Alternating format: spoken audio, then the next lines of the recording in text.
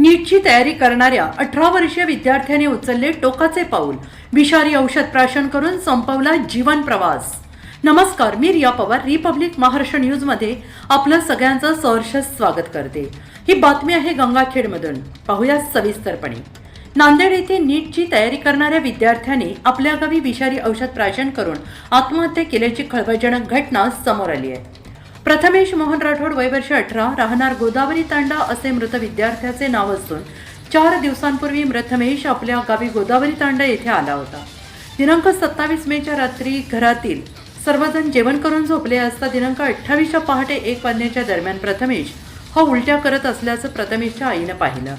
दरम्यान प्रथमेशला गंगाखेड उपजिल्हा रुग्णालयात दाखल केलं असता येथील वैद्यकीय अधिकारी यांनी प्रथमेशला मयत घोषित केलं. आईने प्रथमेशला विचारलं होतं की त्याने तेव्हा सांगितलं की मी नीटची परीक्षा पास होईन की नाही याचं मला टेन्शन आहे आणि याच चिंतेतून त्यानं हे टोकाचं पाऊल उचललं असल्याचा जबाब विनायक राठोड यांनी गंगाखेड पोलीस ठाण्याला दिलेल्या माहितीवरून अकस्मात मृत्यूची नोंद गंगाखेड पोलीस ठाण्यात करण्यात आली आहे. अशाच बातम्यांचे अपडेट्स पाहण्यासाठी पाहत रहा रिपब्लिक महाराष्ट्र न्यूज लाईव्ह. आमच्या चॅनेलला लाईक करा, शेअर करा, सबस्क्राईब करून बेल आयकॉन दाबायला विसरू नका. धन्यवाद.